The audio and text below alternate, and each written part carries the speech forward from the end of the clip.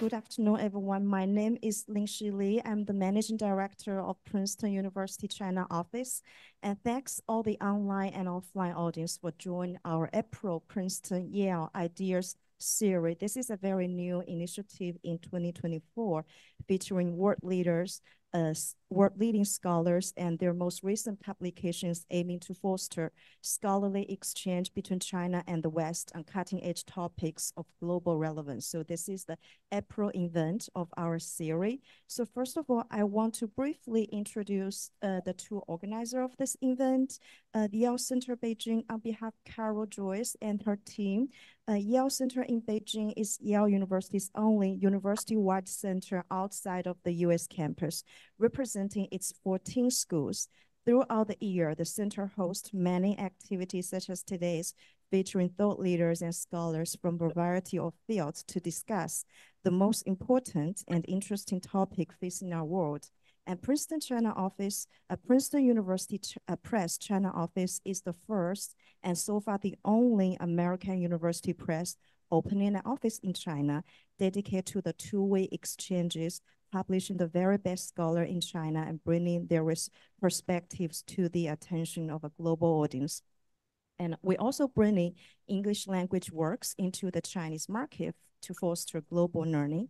And today we're very pleased to have two honorable guests to feature our recent PUP book, The New Global Universities. Firstly, I would like to introduce one of the authors of today, our keynote speaker today, Professor Noel Pincus. Professor Pincus is Associate Provost at Duke University and Dean of Academic Strategy at Duke Kunshan University. He was the former Chief Academic Officer at Minerva Project, one of the most innovative and entrepreneurial higher education initiative several years ago. And he's also the director of Duke's Kunshan Institute for Ethics. His other works, including liberal arts and science innovation in China. Our honorable discussant today is Professor Dai Xin. Professor Dai is the Deputy Dean of the Law School in Peking University and a tenure associate professor. He received his bachelor degree in laws from Peking University and a JD degree from Duke University School of Law and a doctorate of judicial science degree from the University of Chicago Law School. In addition to the academic research and teaching, Professor Dai is very experienced in managing collaborative projects in the field of legal education, both in China and internationally. He shares great interest in promoting and facilitating collaboration in higher education between China and foreign countries, particularly in the context of the social transformations. Okay, today our feature title is The New Global University, which illustrates the establishment and growth of 8 innovative college and university in Africa, Asia, Middle East, and North America. It describes the combination of intellectual courage, entrepreneurial audacity, and adaptive leadership needed to renovate educational institutions around the world. A little of the procedure today is Professor Pincus will speak for around 40 minutes to offer the key insights of his book, and Professor Dai will comment and share his perspective for around 15 to 20 minutes. And anyone has questions for our two speakers will be able to raise them in the Q&A sessions. Okay, so last and not the least, thanks the staff of the organizer today. And so Professor Pincus, the floor is yours now. I want to do 3 things today in this talk. I want to set the context, the origins of this book, which really have American and Chinese origins. Then I want to tell you about some of the unique universities that we studied. And then I want to finally draw some conclusions about the challenges and the opportunities that we can learn from these new universities. Our primary audience has been those who want to create a new university, but we also think that learning about starting a university completely from scratch engages people, particularly academics, in the exciting idea of what if we could just create it completely new. what would we do? And so I ask you to think about that question. So let me just briefly set the context here. Um, for all the differences between the US and China's higher education systems, they are remarkably similar today in the various calls for reform in undergraduate education in particular to meet the 21st century challenges. I don't have to tell you about the changes in technology and economy and society that are calling for new and more nimble and more creative and complex problem solvers. Generative AI has heightened that desire, but it's been there for some time.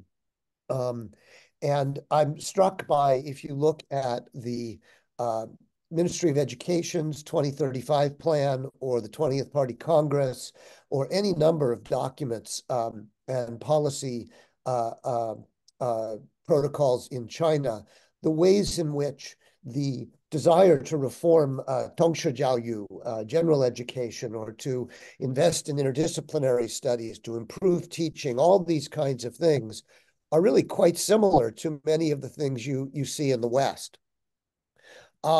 Of course, the challenges are actually rather different, I think.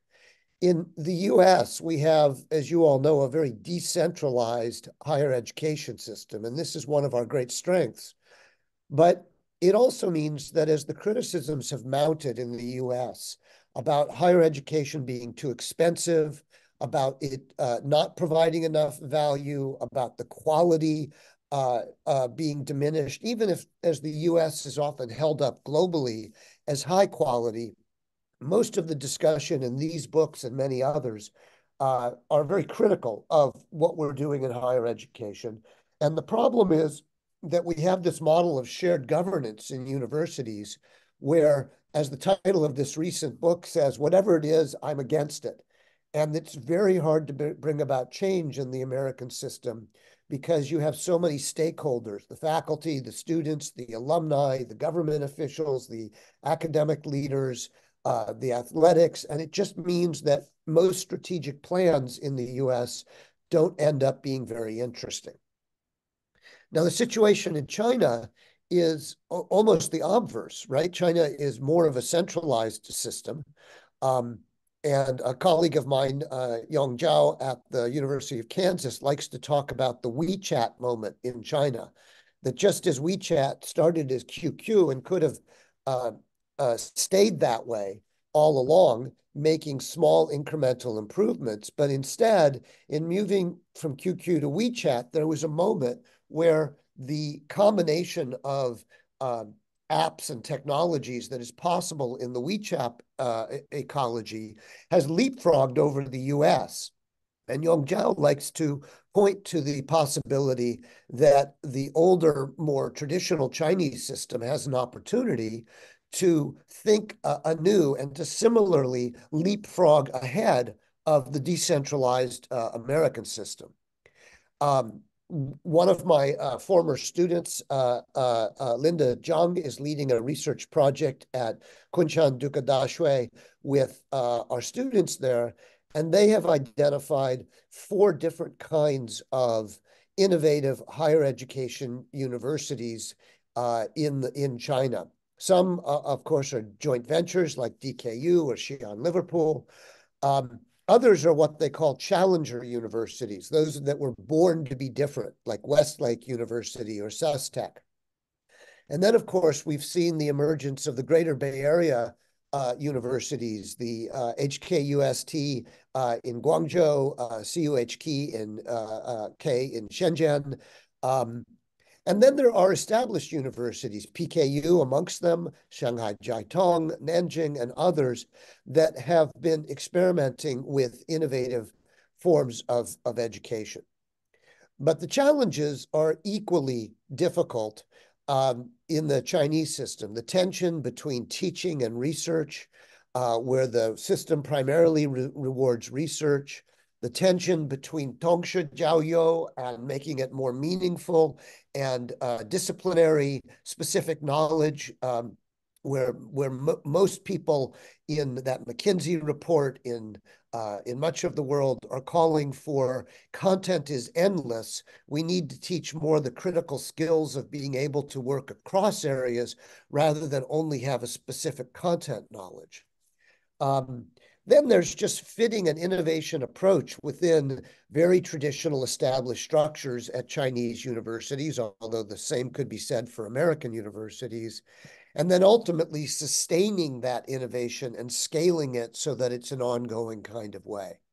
So surprisingly similar concerns and some similar challenges, but also very different approaches given the different nature of the systems. Why do I tell you all that? I tell you all that because my work, I've been engaged with China in higher education since 2014, when I helped to create the curriculum and hire the faculty for Duke Kunshan University. And as part of doing that, I met a colleague from a liberal arts college in America who was an astronomer, and he was helping to launch Yale NUS in Singapore. And he and I started to look around and see all the gloom and doom in the US about what's wrong with our universities, what's wrong with these the inability to be creative in new ways of innovative education. We began to see that around the world, in Asia, in Africa, in the Middle East, in North America, I should say, Lingxi, we would have done Latin America and Europe, but our erstwhile editor, Peter, told us that we couldn't write a book that long. So we're grateful for being able to have these 8 case studies of universities from around the world. The other thing I want to emphasize is the book is a set of stories. There's so many stories about great economic or technological or political leaders, especially in economics and technology. We see all over the world the Steve Jobs and those kinds of people who are venerated as breaking new ground and being entrepreneurial. And we don't often hear that about universities. All of the people on this screen were there present at the beginning or sustaining these 8 universities. And frankly, we wanted just to tell their story, not in an uncritical way. When we have criticisms, we make them. But we wanted to be not completely academic. We wanted to be a bit inspirational because we think that higher education often lacks that inspiration. And here you have faculty like Pericles Lewis, a Canadian who studies literature at Yale, who helped with the first president of Yale NUS, or next to him, Fred Swaniker, who had grown up in 4 African countries fleeing instability and violence, had come to the US for college and then Stanford for graduate school and business. And he decided that the need in Africa was for ethical, entrepreneurial, effective leaders. And the way to do that was to create an entirely new ecosystem of universities. And each of these people here, I could tell you a different story. Some come from consulting, some come from higher education.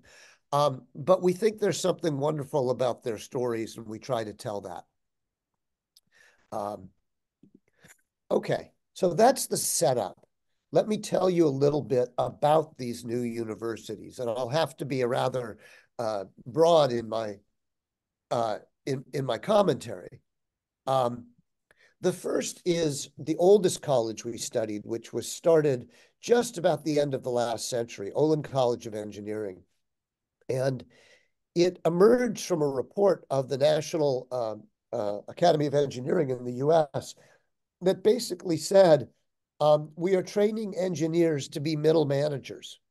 And we need to train engineers to be problem solvers, taking on the grandest challenges, carbon sequestration, climate and sustainability, water, all of these kinds of issues that threaten us, and that we can't do it with the existing model of engineering because the existing model of engineering is essentially 3.5 years of memorizing a lot of things, and you don't even begin to build something until your 4th year.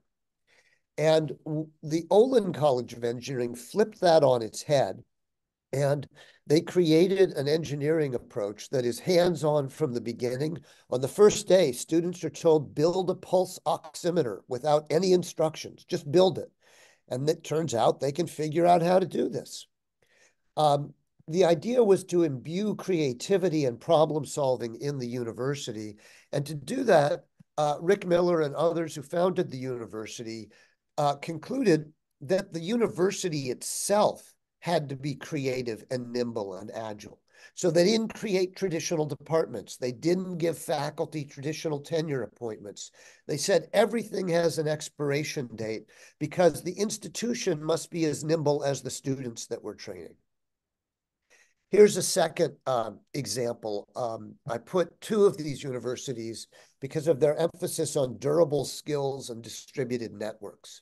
African Leadership University, which I mentioned a few minutes ago with regard to Fred Swaniker, started with the idea, he had this idea that he would create 25 new campuses across the African continent.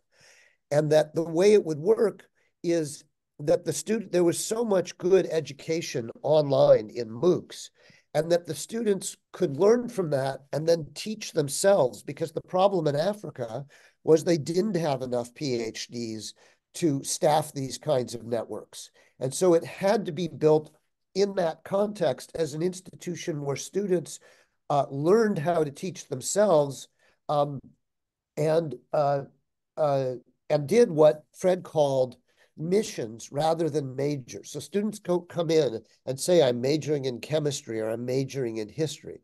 They pick a mission like conservation in Africa, and they build their curriculum around that. But they also take a year-long set of courses that are not based on content, but are based on skills. They are trying to teach directly the habits and skills of creativity and communication and collaboration and critical thinking, explicitly rather than implicitly through just learning the content. This has evolved into almost $750 million enterprise. It's got regional hubs now in Silicon Valley and in New York. It's really quite a remarkable story. At the same time, excuse me, Minerva University started in Silicon Valley, and about 2012, and it's a model where the students move around the globe. 7 cities is their education over 4 years.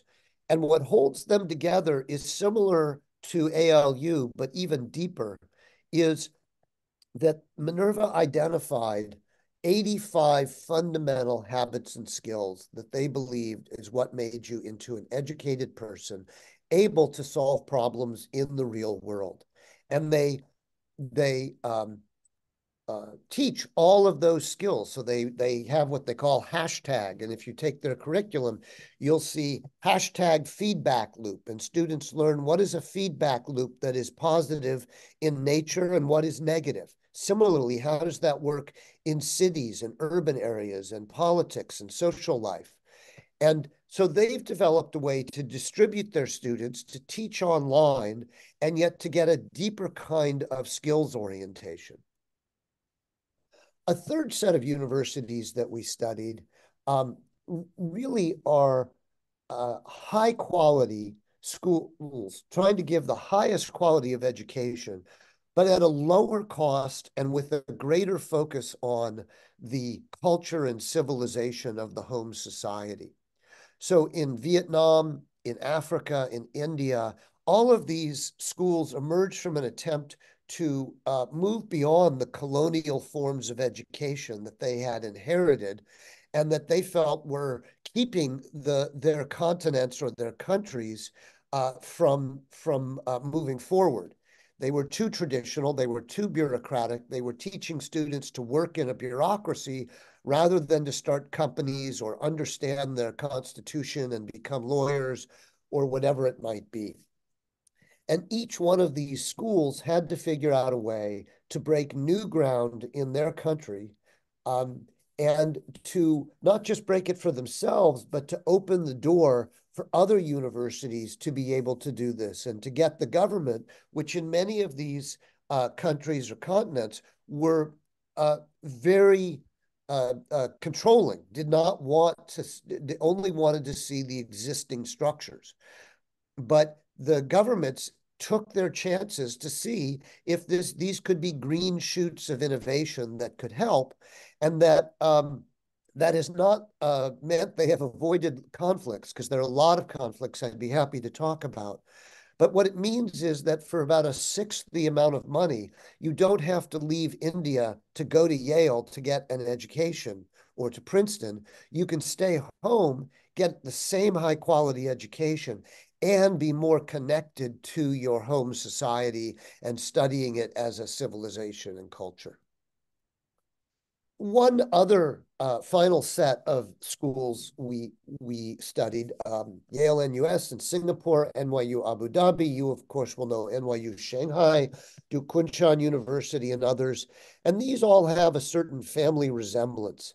And the core of what they're doing, in some ways, their education is not as innovative as some of the others, but the core of what they're doing is bringing together future national and global leaders at one place. So these are 80 countries or more will be present in these colleges or universities. And the idea here is often that they would create much more global curriculums so that it was not just a Western or a Chinese or an Indian core curriculum, but students from all over the world would be exposed to a wide variety of history and culture, and they would be formed together so that when they are future national leaders in their country, they will also know each other and hopefully be able to manage the tensions in the global world. So those are four brief kinds of examples of types of schools. Let me talk a little bit about the successes and the challenges. The first is the successes have been rather remarkable. When you think about the fact that universities are 200, 300, 400, 500 years old in some parts of the world, they have a pretty good head start on schools that are 10 or 20 years old.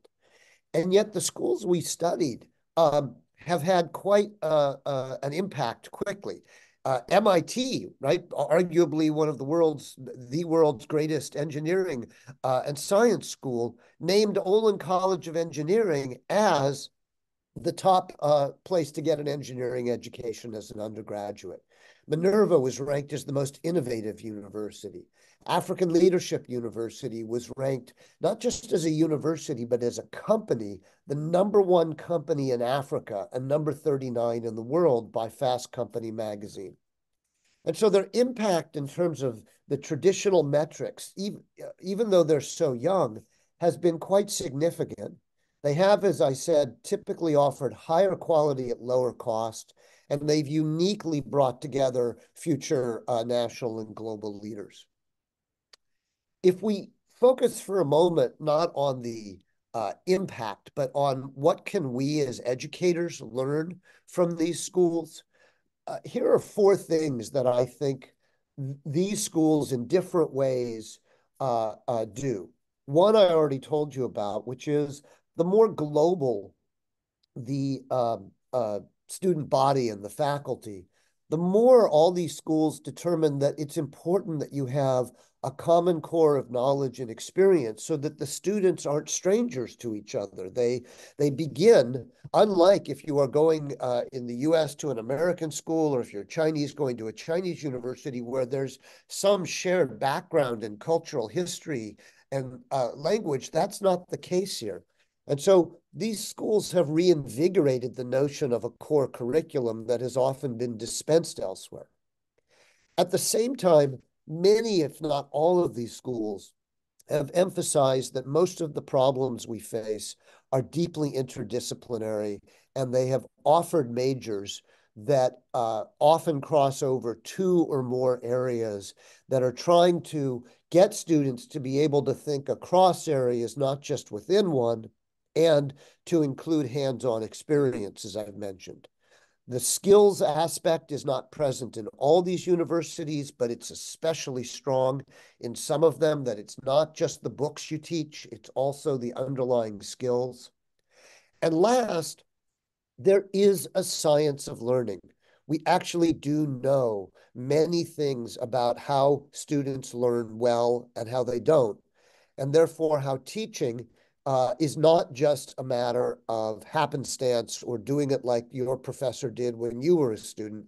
You actually need to study it, be instructed in it, and it is the highest level of education that we can provide that is not simply a byproduct of being at a great research university. It's actually a targeted effort to improve teaching and learning. I like to say at Duke Kunshan University that we are trying to braid all of these elements into one, though you will certainly recognize there are challenges. Let me mention one last challenge, which is many of these institutions seek to be simultaneously embedded locally, but aspiring globally. So Yale and US College famously, its mission statement was "In Asia for the world." ALU was a global solution that was African-born. And the tensions here are that often the question is, and at Yale and US, students and sometimes faculty would say, well, what do you mean by Asia? Right? What counts as Asian? Is it, does that mean that it's Confucius? Does it mean that it's Indian civilization? What about Malaysian culture? There was a sense in which global often left out the very local that was present.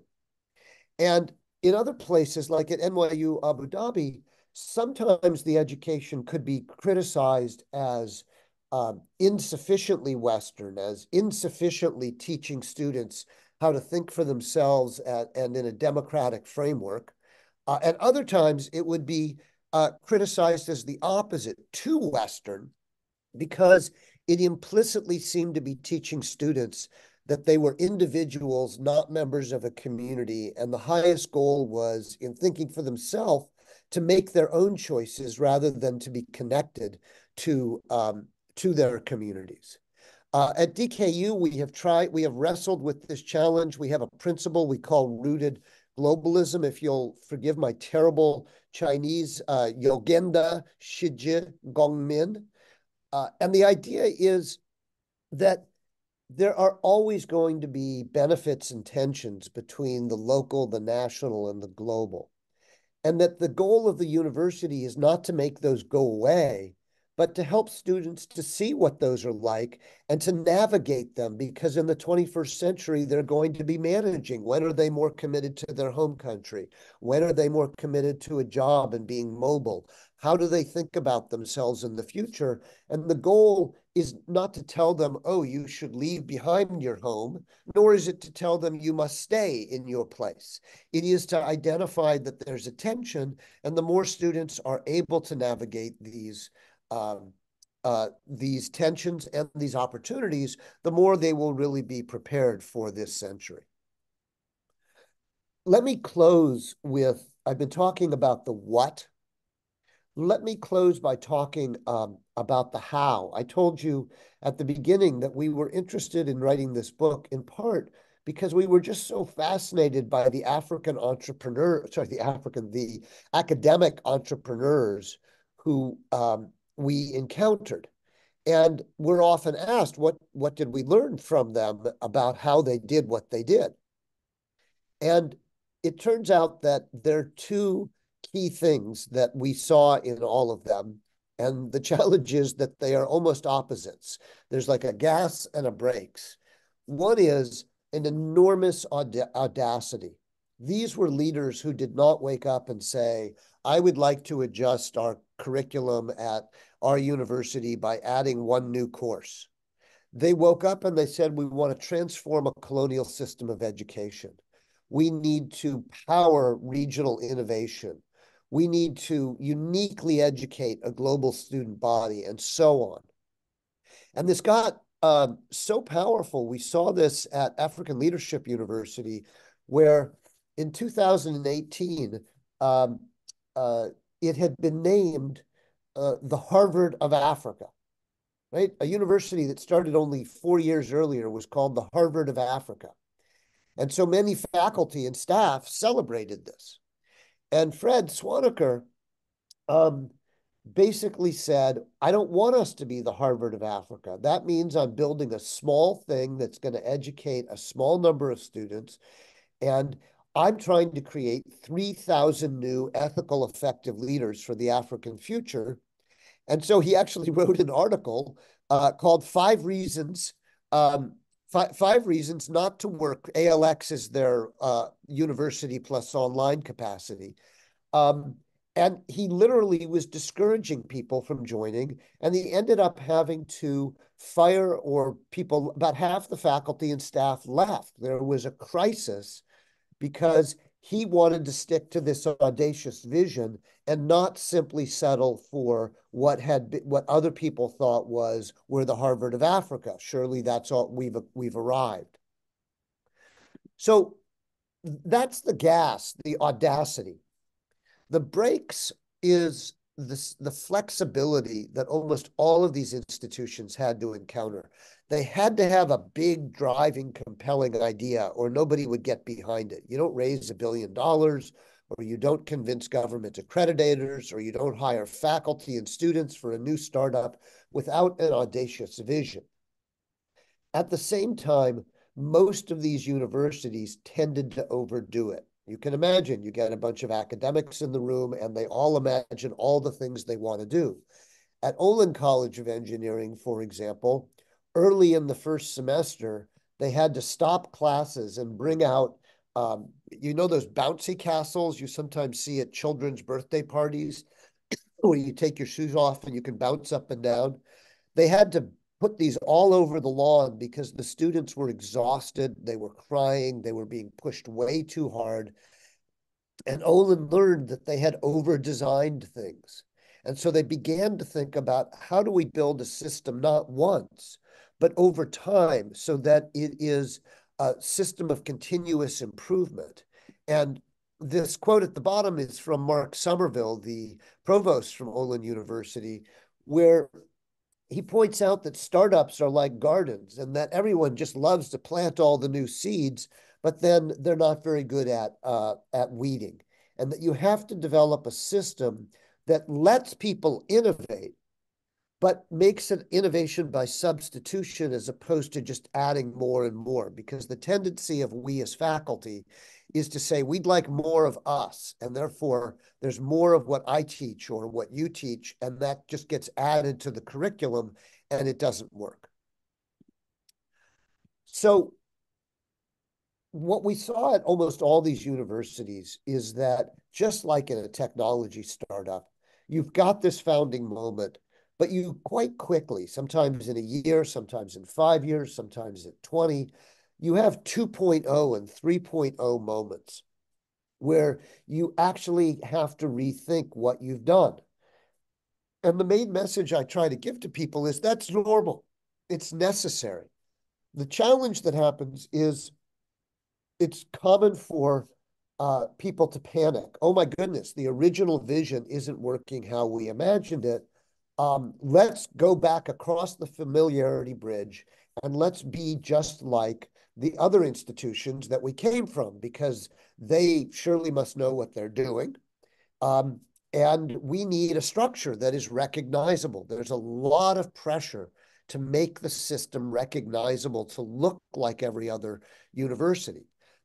I think the problem there is you destroy the very purpose of the institution. Do we really need a miniature Yale in Singapore or a miniature Duke in China? I don't think so. I think there are things from a Yale or a Duke or a Princeton that can be valuable. But I think the idea is this is an opportunity, just as in 2014 when I visited PKU and Tsinghua and Fudan and lots of universities, where I wanted to see how could we blend what we've done at Duke with what exists in the Chinese context. So it's not a colonial venture, but a collaboration. And what I recommend is that treat that 2.0 moment as normal, as it's okay. There's no need to panic. The trick is not to rush from the innovative to the traditional, but to take an intentional, coherent approach and think through how do we do 2.0 and 3.0 continuous iteration and improvement. And that brings me to my last slide, if you'll excuse the very busy slide. But we have been building at Duke Kunshan University an Institute for Global Higher Education. And the point of it is simple, that there is a tremendous need and opportunity to make a bridge between Chinese universities, American universities, and the world.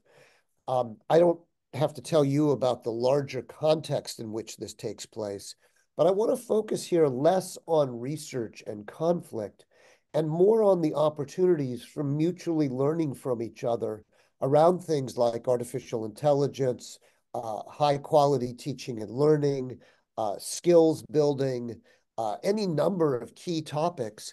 And we are beginning with our partners at Duke and our partner in Wuhan University to reach out to universities across China to identify where there might be opportunities. If I take you all the way back to the beginning of my talk, where even though DKU is a very small university in Kunshan, it is not only what it's doing itself, which we think is exciting, but also that it provides a platform in which Chinese and American and other universities can engage with each other. And we think that's an important thing to do, both because there's a lot to learn and there's a lot of benefits if we do that in between our countries and our universities.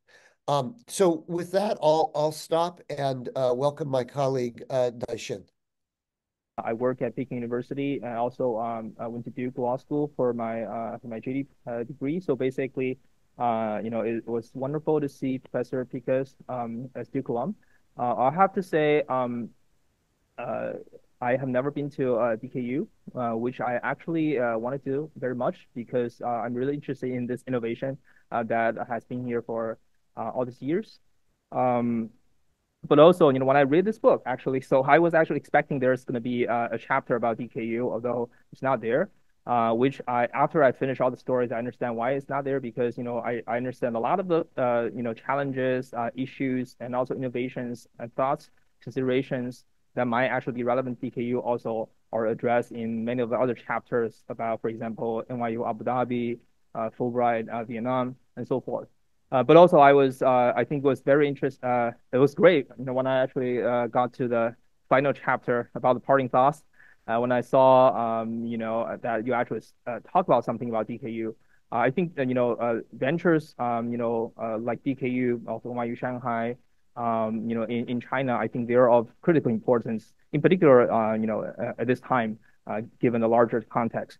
So, I don't want to take a lot of time on commenting. I hope that we spend a lot more time on discussing all these interesting stories. If anybody has, if people here have already got a chance to read about them, I did in the past few days when I got this review copy. So these 8 stories are fascinating, especially when I read it from the perspective of being someone working in the area of higher education. There are a lot of inspirations. So I will just try to say, I think 4 points, which I think are particularly important. I mean, the values that might be added to the conversation, by the book.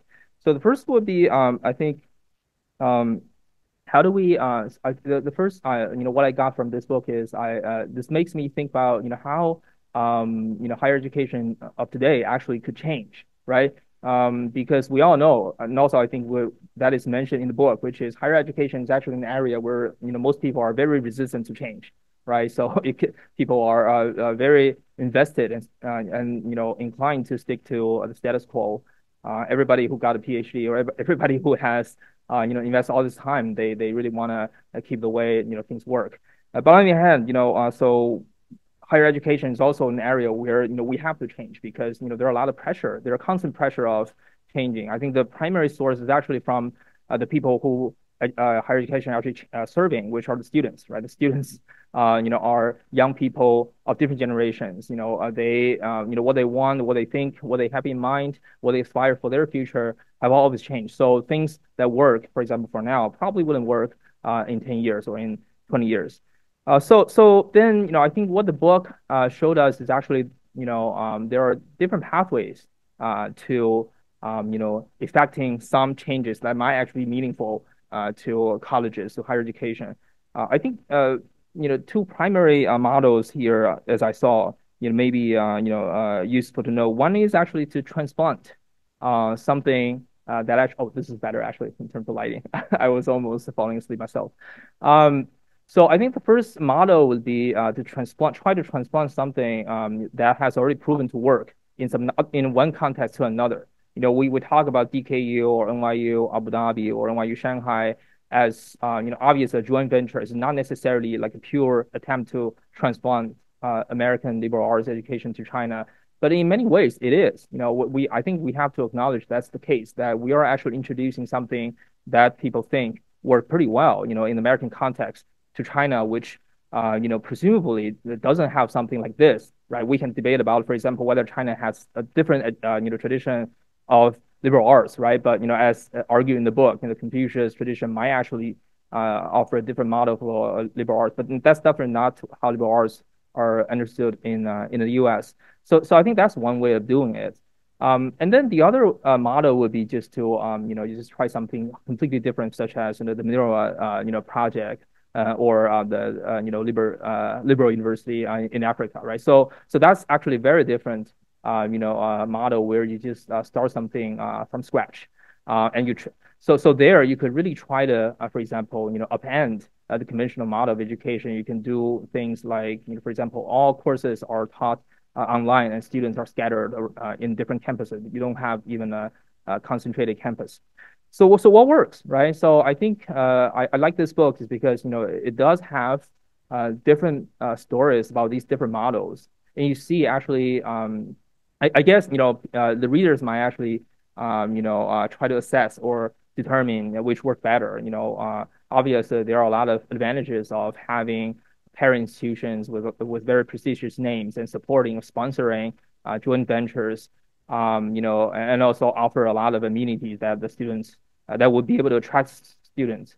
But then on the other hand, if you actually have something like this, then you got all these criticisms or questions about, okay, so what you're doing here, is it really innovative, or is it really just expanding something that's already there into somewhere else, which maybe is meeting some previous unmet demand, or maybe it's just to adding to the competition that's already in the established markets, right? So I think that's one of the questions, or one of the very inspiring discussion this might actually start.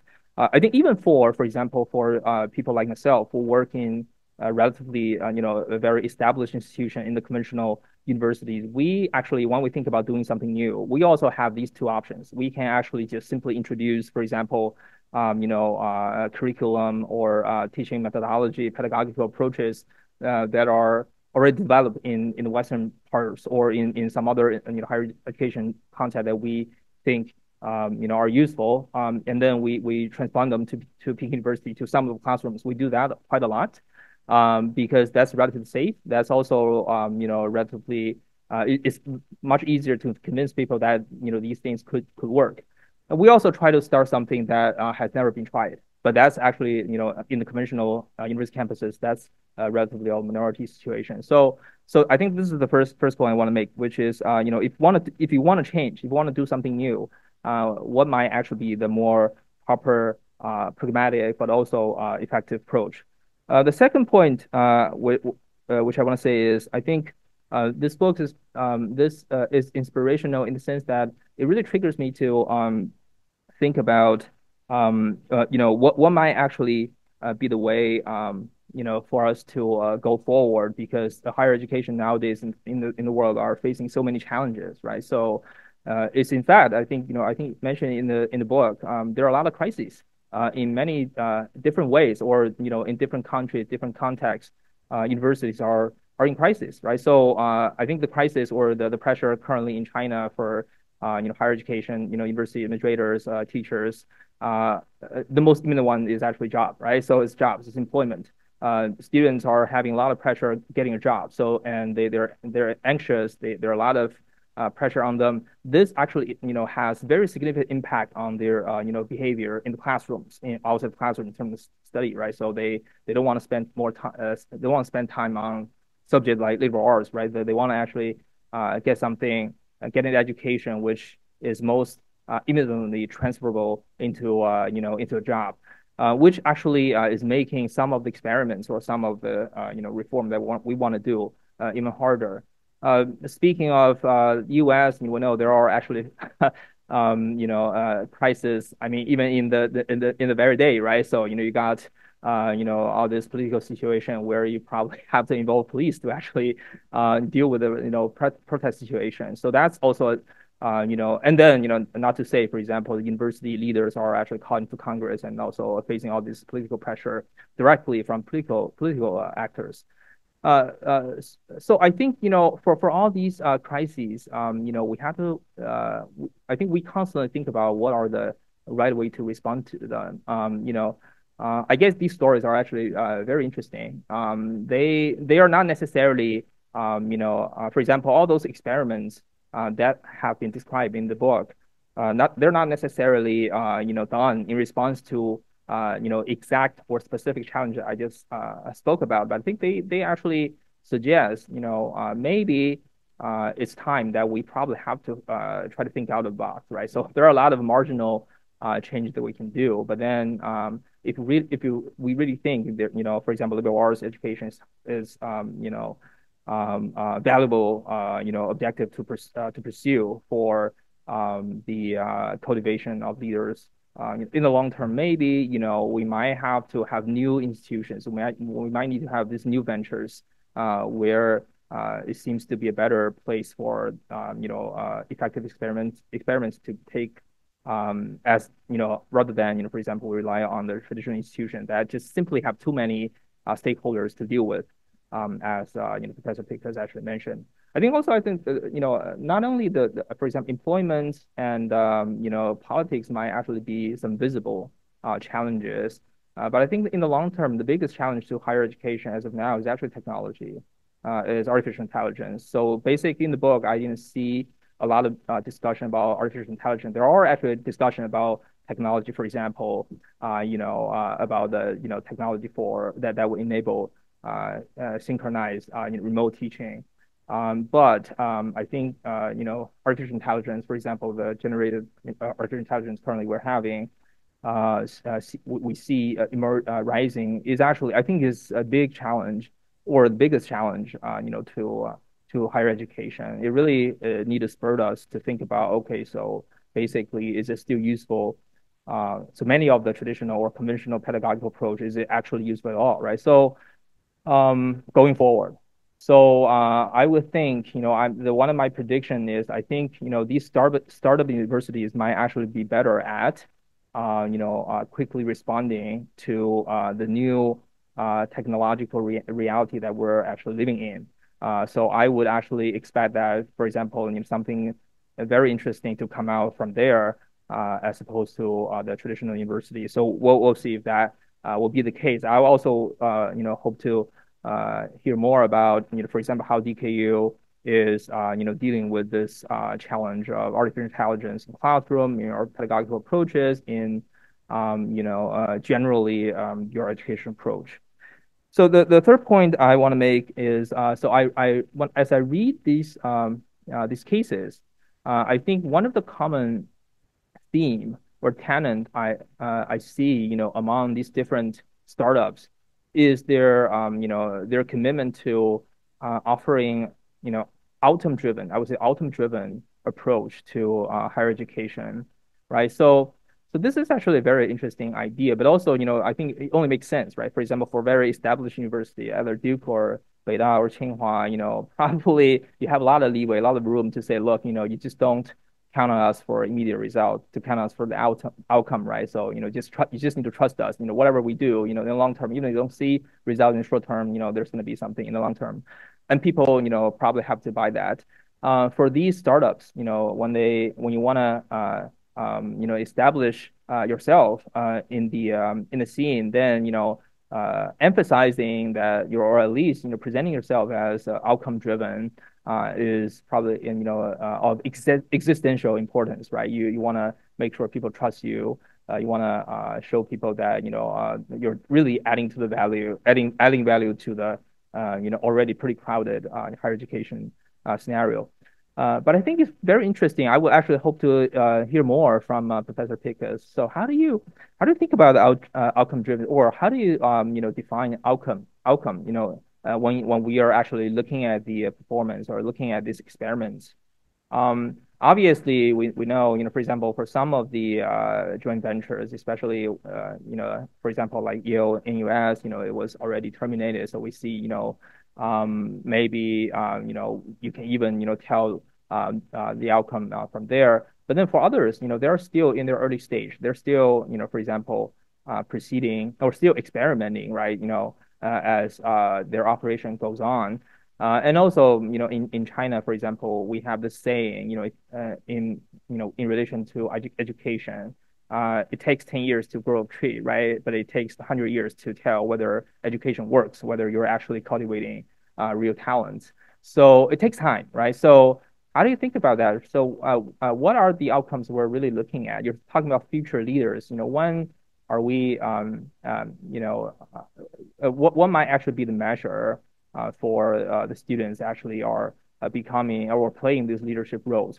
Currently, I think for now, most of the measures people are using is, okay, look, we got this great programs, and then the students, undergrad student graduating from program will actually go into, very good or reputable graduate programs. These are good measures, right? But these are not, necessarily a measure for telling whether experiments actually producing something super innovative that's not, that's not being already done, right? So all these graduate programs, they obviously already have students, very highly qualified students from other conventional university programs. So what might be the measures you think, for example, eventually that will come out, right? So I think this also gets to the point when we talk about, for example, nowadays, when we assess or evaluate the quality of higher education, everybody looks at the rankings, right? The rankings are very controversial. There are a lot of, discontents, but still, they're influential. And obviously, the rankings wouldn't be very friendly to startups. So if the existing ranking system or reputation system is not necessarily the most reliable or useful measure for us to see how these startups are doing, is anybody actually thinking about, for example, creating a different kind of metrics or a system or criteria for evaluating the startups? So the final point, the fourth point I have is I actually think it's great that in many of these startup universities, these startup universities typically they are a result of collaboration, especially international or transnational collaborations in higher education. I think this is this is important, and also I think what I really like in the book is the authors actually showed us a lot of different approaches that people or pioneers on the ground they're navigating the potentially conflictory situation, which might actually result in the in the failure of otherwise really valuable collaborative ventures. So I think this is also very important, for the current situation in China, right? So we have these in China. We have we on one hand we have a lot of established universities domestically, but also I think for the past 10, 20 years we have set up a range of or a number of really interesting and successful, I would say by far, joint ventures, including Duke Kunshan. Going forward, how do you predict, for example, the collaborative scenario, in terms of whether new, sources will be invested in them, whether, for example, it will face, some sort of curtailment given by, the larger, for example, geopolitical context, right? So I asked this is also out of my own concern, working in this area, right? So basically, one of my impression, for the past couple of years is that there are definitely a lot of headwinds, right? So, and these greater geopolitical, this greater geopolitical, tension is definitely, having very significant impact, negative impact on, collaborative efforts in the educational, scenario, especially between China and the United States, right? So, personally, I do see, actually, I was actually even told by quite many, for example, U.S. Educational, or law school or university administrators. Basically, they're not even, they're no longer even interested in making a trip, making visits to mainland China, because they say, look, probably they now will actually need to justify even harder to their own faculty members who think, there's basically isn't any value for them to make a travel to China, right? So I think obviously, so this varies from across, disciplines, vary across, schools, universities, but it's indeed making a lot of challenges. But I think I definitely take the point from the book, which is, if you really want to innovate, innovation doesn't come from, proceeding alone. Innovation has to come from collaboration, especially in the current context. It has to come from international collaboration, right? So, again, it's great that this book actually comes out at this time, a very important time, which I think will also be critical or essential reading for everybody who's interested in how higher education could proceed from here. So thank you. So this is all what I want to say as of now. I look forward to discussion with everybody. Thank you.